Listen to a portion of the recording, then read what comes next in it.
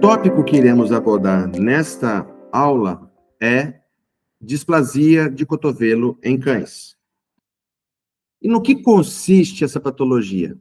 Então, a displasia de cotovelo trata-se de uma patologia de cães em desenvolvimento, ou seja, cães imaturos, cães jovens.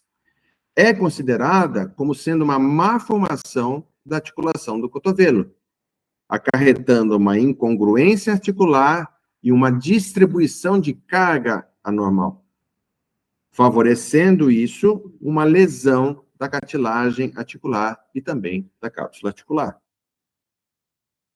Essa degeneração articular acarretará uma artrose progressiva, com limitação de amplitude de movimento articular. Vamos salientar e vamos recordar que toda grande articulação possui um movimento de flexão e extensão específicos. Uma vez ocorrendo essa degeneração e essa diminuição da amplitude de movimento articular, nosso paciente apresentará dor, uma dor crônica, e necessitará de associação de um tratamento cirúrgico e clínico para obtenção de ganho em sua qualidade de vida. Trata-se de uma patologia que se manifesta de uma forma extremamente precoce, com claudicação do membro torácico a partir de 4 meses de vida, acarretando alteração de postura, bem como deambulação. Devemos tomar muito cuidado, pois ela pode vir assintomática em pacientes que apresentem casos mais brandos, mesmo que sejam bilaterais. Então, nosso paciente poderá vir a se posicionar de forma a alterar o centro de gravidade para o membro saudável. Essa imagem é extremamente ilustrativa, onde nós vemos este paciente depositando cargas em membro torácico direito e poupando o membro torácico esquerdo. Do mesmo modo, ele pode vir a se posicionar de forma a adotar uma postura antiálgica ou pseudovalgo. Ele não, na verdade, nesse cão, ele não tem um problema em punho. Na verdade, ele está alterando esse posicionamento para amenizar a pressão em seu cotovelo. Da mesma forma, este pastor, esse filhote de pastor alemão. Então, cabe a nós estarmos atentos a esses detalhes. E essa patologia, a displasia coxofemoral, irá se desenvolver de que forma? Irá se desenvolver por meio de um assincronismo no crescimento de rádio e ulna.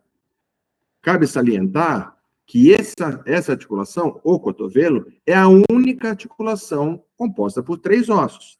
Então, nós temos o húmero, o rádio e a ulna. Então, esses 3 ossos, para que nós tenhamos um cotovelo funcional, um cotovelo harmônico, né, um cotovelo saudável, necessitam interagir de uma forma correta. Então, esse assincronismo no crescimento de rádio de ulna acarretará uma alteração morfológica na incisura semilunar. Tal assincronismo, tal alteração no crescimento ósseo, pode vir a ser em virtude de uma influência genética multifatorial, ou mesmo de uma influência ambiental. Essa imagem busca familiarizá-los com essa anatomia. Nós temos o rádio mais acima e nós temos a ulna mais abaixo. Nesta região aqui, irá se acoplar o húmero.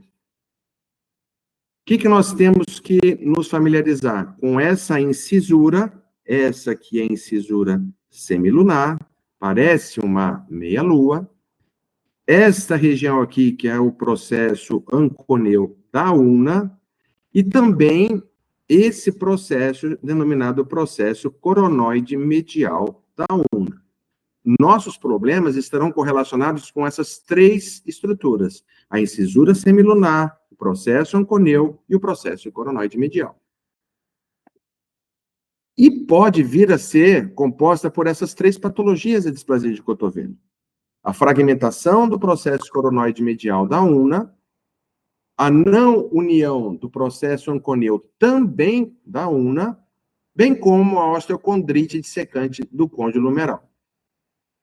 Então, inicialmente, vamos nos ater ao rádio maior do que a una. Eu acabei de mencionar a vocês que essa patologia ocorre em virtude de um assincronismo nesse crescimento. Então, por vezes, eu vou ter o rádio maior que a una, e por vezes eu vou ter a una maior do que o rádio. Então, em eu tendo o rádio maior que a una, desta forma aqui, a minha incisura semilunar vai ser comprometida. Então, aonde o húmero deveria se acoplar, deveria se encaixar, ele não consegue. Ele acaba sendo empurrado pelo rádio caudalmente. Então, rádio maior do que a una empurra o húmero caudalmente e não permite a ossificação do processo oncônio.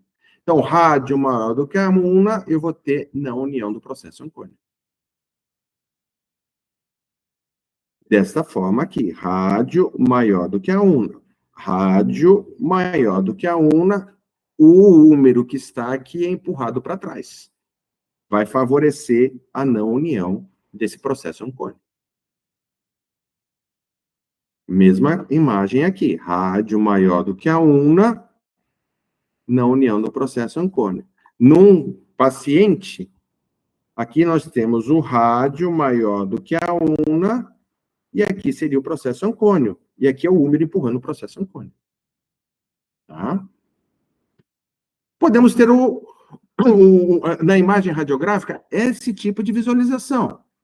Então, rádio maior do que a una, que está aqui embaixo, o processo oncônio está solto aqui atrás. Ó. Então, nós temos o diagnóstico. Nós entendemos o que está acontecendo. Mas eu posso vir a ter o oposto. Meu rádio pode ser menor do que minha una. Então, um rádio sendo menor do que a una, eu terei uma concentração de força sobre o processo coronoide medial. Então, o húmero que tem que se acoplar aqui, ele vai bater nessa pequena porção de osso aqui, acarretando o que a gente chama de fragmentação do processo coronoide medial da una. Então, o húmero, que é bem grande, principalmente a sua porção medial, vai atritar com uma porção bem pequenininha da una, o processo coronoide medial. De tanto atritar, vai favorecer a fragmentação desse processo. Então, rádio menor do que a una, fragmentação do processo coronoide medial. Então, dessa forma, fica extremamente simples de vocês entenderem o que está acontecendo. Quando o rádio for maior do que a una, não união do processo onconial. Quando o rádio for menor do que a una, a fragmentação do processo coronoide. Dessa forma aqui, ó. Esse é o processo coronoide quebrado. Ó, esse é o processo coronoide. O processo coronoide, ó, o rádio está aqui, o húmero está aqui e a una está aqui, ó. É essa região que vai ser triturada pelo húmero. Então, rádio menor do que a una. Essa porção do húmero irá entrar em contato com essa porção da una. A mesma coisa, estou mostrando de forma exaustiva para que vocês percebam. O osso irá tentar se acomodar. Se ele não está encaixando direito, ele vai bater, até que fragmente e consiga se encaixar. Só que isso vai cobrar um preço, você vai ter uma destruição articular ali. Então, nós temos o rádio menor do que a una, o rádio maior do que a una, e nós temos a osteocondrite. A osteocondrite ocorre na região de húmero, né? Na região do epicôndilo medial distal do húmero, por meio de uma alteração na ossificação endocondral. Relembrando vocês que a ossificação endocondral é a forma com que os ossos longos eles crescem no seu sentido longitudinal, né, por meio da ossificação endocondral. Essa ossificação endocondral, você tem deposição de camadas de tecido cartilaginoso e formação de osso subjacente. Esse distúrbio na ossificação endocondral favorece um gap, um intervalo de cartilagem muito grande, que, por vezes, pode vir a sofrer algum trauma e se desprender. Esse gap de cartilagem a gente chama de osteocondrose. Esse gap, quando se solta, passa a ser osteocondrite dissecante. Desta forma aqui. Tá? Aqui foi mimetizado num cadáver, só para vocês terem uma percepção do que a gente está querendo dizer. Então, aqui, uma área de osteocondrose. Quando isso se desprende, se disseca, nós temos uma osteocondrite dissecante. Em relação à patogenia, né? Em relação à patogenia da displasia de cotovelo, não união do processo ancônio irá se manifestar de uma forma extremamente precoce, com entre 3 e 4 meses de vida. Ao passo que a fragmentação do processo coronoide e a osteocondrite dissecante ocorre um pouquinho mais tardiamente, entre 4 e 5 meses de vida. Aqui nós temos uma tabela ilustrando quais seriam as principais raças predispostas a essa patologia, aonde vemos que a raça pastor alemão ela é predisposta aos três tipos de displasia, de displasia de cotovelo. Nosso diagnóstico ocorrerá por meio de exame físico, onde eu irei avaliar a marcha desse meu paciente, comprovar por meio de exame radiográfico e, por vezes, a necessidade de uma tomografia computadorizada ou uma ressonância magnética, exames de imagem mais aprofundados. Então, vamos examinar esse cotovelo desse paciente, entendendo que o ângulo de extensão do cotovelo deve ser maior do que 170 graus, então meu paciente deve permitir que eu consiga atingir esse ângulo de 170 graus, sem manifestação evidente de dor. E da mesma forma, um ângulo de flexão menor do que 30 graus. O que a gente pode correlacionar vulgarmente seria quando eu faço a flexão do meu cotovelo, eu estou empurrando caudalmente meu húmero. Então, se eu estou fazendo essa flexão do cotovelo e não estou conseguindo fazer isso, tem alguma coisa restringindo esse movimento, significa que tem alguma coisa batendo ali naquele húmero, provavelmente eu tenho a não união do processo anconeu. Ao contrário, se eu tenho dificuldade de estender esse membro em 170 graus, eu estou jogando o húmero para frente em relação ao processo coronoide, provavelmente eu tenho a fragmentação no processo coronoide. Isso seriam nossas suspeitas prévia ao exame de imagem. Então, por palpação, o processo coronoide medial da una é onde está o meu dedão ali, e o processo anconeu da una na porção caudal. Nós temos ainda outras possíveis patologias que podem vir a cometer o cotovelo. Isso é interessante que nós venhamos a nos lembrar. Nem tudo é displasia de cotovelo, tá? Aqui nós temos um exemplo de panosteite. Percebam como que nós temos alteração de densidade óssea nessa porção proximal de rádio. Podemos vir a ter pacientes com luxação congênita de cotovelo, né, um mau encaixe desse cotovelo. Ainda, uma ossificação incompleta do côndilo humeral. Aqui nós temos uma linha, como se fosse uma fratura nessa região intercondilar. Isso daí já não seria normal. A artroscopia, nós temos esse afastamento aqui. Então, nem tudo que acontece de errado no cotovelo é displasia de cotovelo, tá, pessoal? Então, a ossificação incompleta do côndilo humeral, aqui de uma forma mais evidente. Então, não houve uma fratura. Essa imagem não é de uma fratura, é uma imagem de um cotovelo que não ossificou de forma adequada. E ainda, possíveis calcificações periarticulares, que seria tudo isso daqui. Eu não posso chamar isso aqui de displasia de cotovelo. Calcificação ou ossificação do tendão do músculo flexor. Seria isso aqui, ó. Também não é uma displasia de cotovelo. E quando eu for avaliar o exame radiográfico, eu tenho que estar atento a alguns pontos-chave. Primeiro, conhecimento de referenciais anatômicos. Segundo, essa técnica radiográfica tem que ser realizada de uma forma extremamente precisa.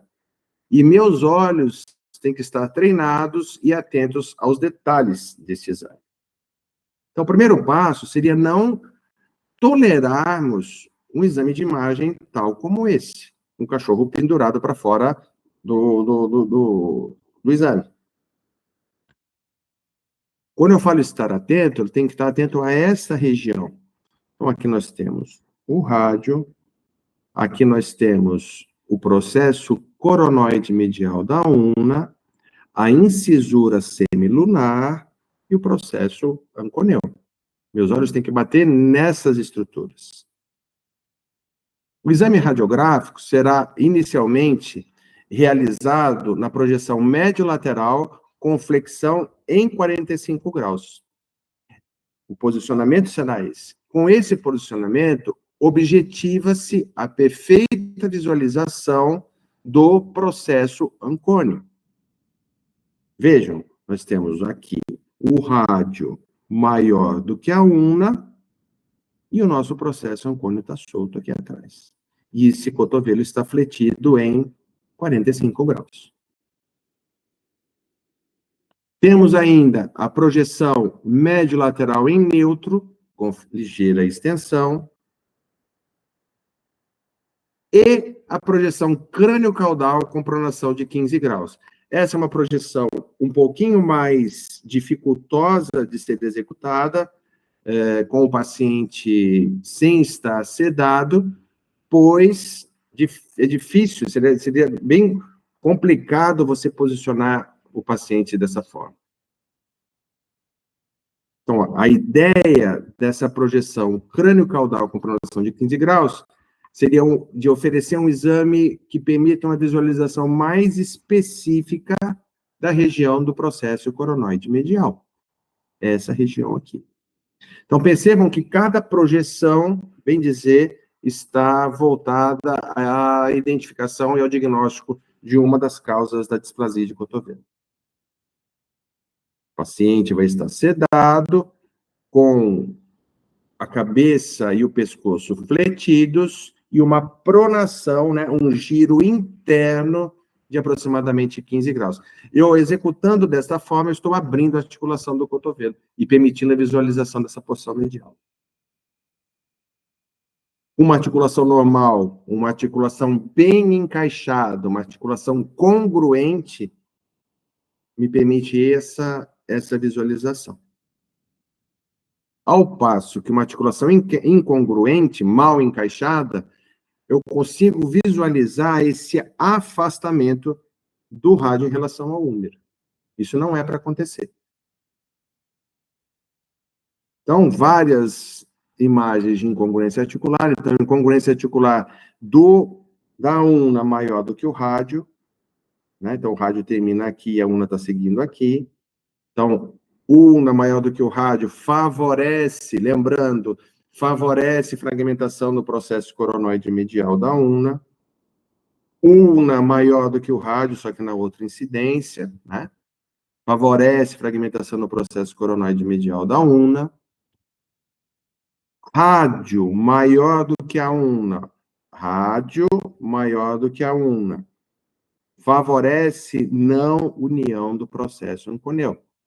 Então, nós temos que nos acostumar com essa imagem e com esse raciocínio para uma perfeita compreensão dessa patologia. E aqui nós temos um cotovelo já antigo, digamos assim, né? Já crônico, em que o organismo já teve possibilidade de produzir os teófitos periarticulares, né? Graças à cronicidade desse processo. ele percebe que tem algo errado nesse cotovelo e produz esses osteófitos, tentando ajudar, digamos assim. Então, uma articulação normal, temos esta densidade óssea na una, ao passo que um cão displásico, em que eu tenho um aumento de estresse ósseo, um aumento de impacto ósseo, eu vou ter esse aumento de densidade aqui, que denominamos como sendo esclerose óssea. Se a imagem radiográfica não nos permitir, de forma consistente, eficiente, a obtenção de diagnóstico, nós temos a tomografia computadorizada. Aqui, nesse exame, foi possível constatar a fragmentação no processo coronoide medial. Então, aqui você tem o membro contralateral perfeito e o membro afetado com o processo coronoide completamente fragmentado. Então, imagine você, em seu cotovelo, ter pedacinho de osso fraturado. Isso deve doer pra caramba. Tá? Esse é um vídeo extremamente didático. Então, logicamente que não acontece tudo ao mesmo tempo, é mais para vocês se posicionarem, né? Então, aqui nós temos o processo onconeu, processo coronoide medial da una e o processo onconeu aqui atrás. Aqui são os osteófitos. Então, o processo onconeu está aqui, o processo coronoide medial da una está aqui.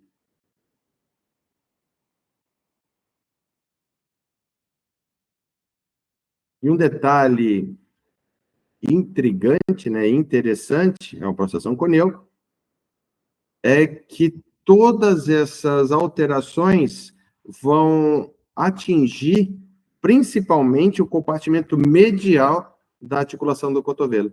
O compartimento lateral, propriamente dito, vai ser praticamente inalterado. É uma característica dessa patologia. Olha, percebam vocês que o compartimento lateral vai muito bem, obrigado. O compartimento medial, como um todo, que estará comprometido. Especificamente em relação à não união do processo onconeu da una, a idade máxima de difusão desse processo em raças grandes, tais como o pastor alemão, 4 meses de vida. Já cães gigantes, como um São Bernardo, por exemplo, de 5 a 6 meses de vida. Então, caso eu atenda pacientes em outras faixas etárias, eu posso presumir que isso seja sintomático, que isso seja passível de tratamento. Olha que interessante aqui. Aqui nós temos à nossa esquerda uma imagem neutra dessa articulação do cotovelo, em que o processo onconeu está não unido aqui, só que eu não consigo visualizar. A partir do momento que eu flexione esse cotovelo em 45 graus, eu consigo ver esse processo onconeu solto. Então, um detalhe maior da importância de um perfeito posicionamento radiográfico para a obtenção de um diagnóstico. Esse vídeo trata especificamente a não união do processo onconeu.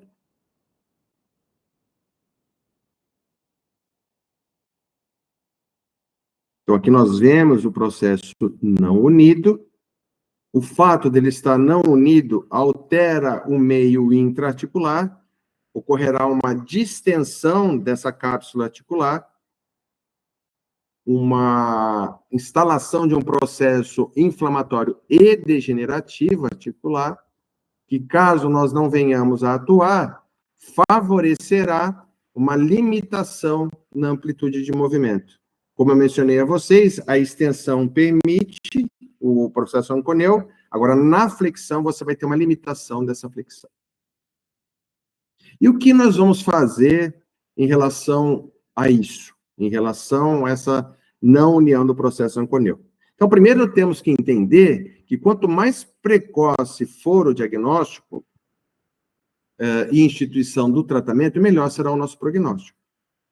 Então, eu tenho que realizar todo esse entendimento de uma forma precoce, antes que ocorra a instalação do processo degenerativo articular. Iremos indicar o seu tratamento cirúrgico apenas para cães cujo processo degenerativo ainda não está evoluído, não tem muitos indícios dessa degeneração articular. De que forma eu posso, então, remover esse processo anconeu, eu posso fixá-lo ao osso e ainda realizar o que a gente chama de osteotomia dinâmica da una. Então, a remoção do processo anconeu é bem simples, eu vou fazer uma artrotomia e vou retirar esse processo anconeu, só que entender que isso não irá impedir o desenvolvimento do processo degenerativo articular. O processo anconeu não é uma pecinha que está sobrando ali no cotovelo, então ele tem sua importância. Ele é um limitador do deslocamento caudal do húmero. Então, eu preciso dele. Então, vejam, um cotovelo que apresentava não união do processo anconeu, em que foi feita a remoção desse processo anconeu e o estado geral que esse cotovelo ficou. A fixação, vou fixar, então, só não posso retirar, vou fixar esse processo ancôneo, né? Veja, a fixação simples, única desse processo anconeu vai dar problema. Por quê? Porque o que levou ele a não se unir à una foi o fato de nós termos uma incongruência articular, desse rádio ser maior do que essa una. Então, o eu fixar esse processo anconeu, esse rádio e essa una vão continuar mal encaixados. O que vai acontecer? Esse aqui seria o procedimento, né, da fixação. O que vai acontecer se eu tenho a manutenção desse rádio maior do que a una, é que esse parafuso vai se quebrar. Então, não é uma conduta das mais sensatas eu simplesmente fixar esse processo ancônio. O ideal, caso eu deseje fixar com o implante esse processo ancônio, seria eu associar com outra conduta, que seria a osteotomia dinâmica da una, que nós veremos agora. Então, a osteotomia dinâmica da una, ela busca acarretar um alongamento dessa una por meio de uma tração do músculo tríceps, diminuindo a pressão sobre o processo ancônio. Então, isso aqui é um raciocínio extremamente interessante, em que eu vejo aqui nesse desenho o rádio maior do que a una e o processo ancônio não unido.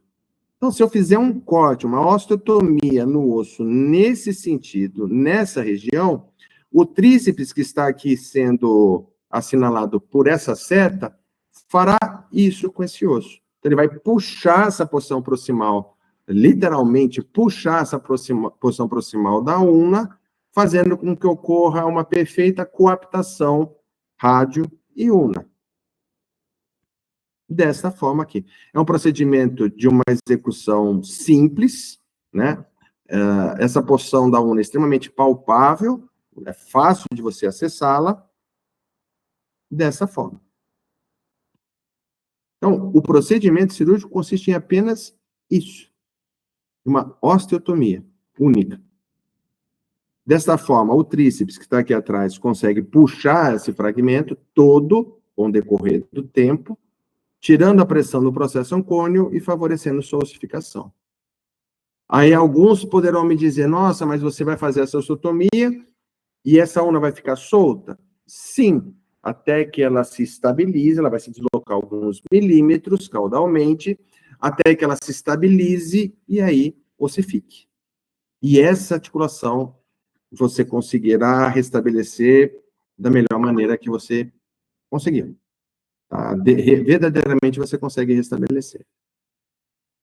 Aí poderia fixar com parafuso ou não. Normalmente não é necessário. Após a realização dessa osteotomia dinâmica, não é necessário você fixar com o parafuso esse processo ancônio.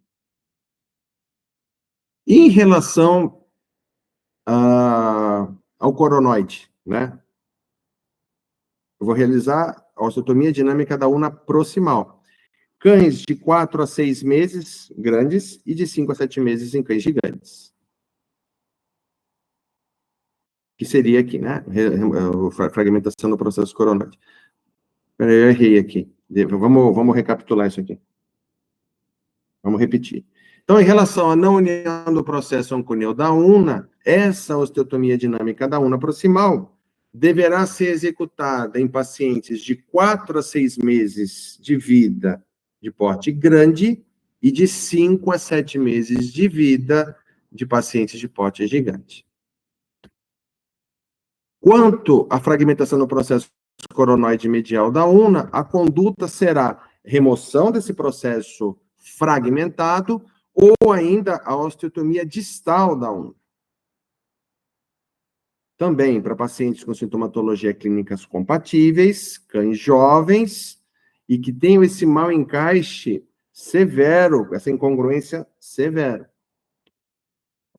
Por meio, então, de uma mini artrotomia ou mesmo artroscopia. Atualmente, a artroscopia é uma técnica que está sendo muito empregada, está ganhando vulto, a utilização de artroscopia para a realização desses procedimentos. E essa osteotomia dinâmica distal da una, tratamento precoce, entre 5 a 8 meses de vida. O posicionamento para abordagem do processo coronoide seria esse, decúbito lateral, onde eu visualizarei a musculatura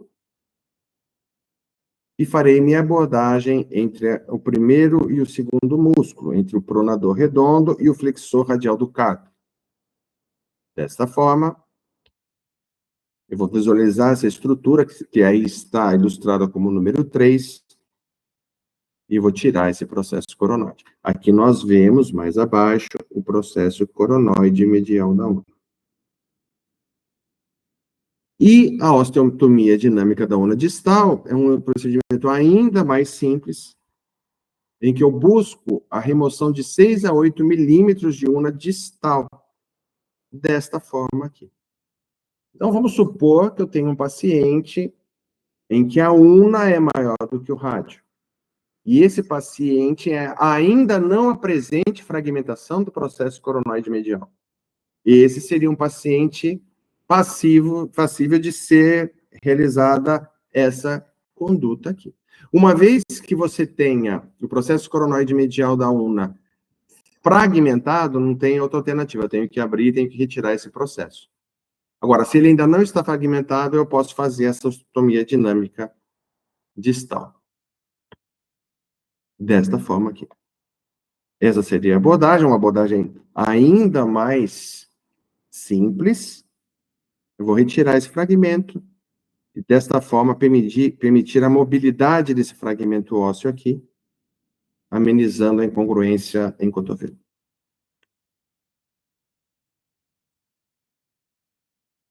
Essa osteotomia dinâmica distal da una deve ser realizada em pacientes de até 7 meses de vida.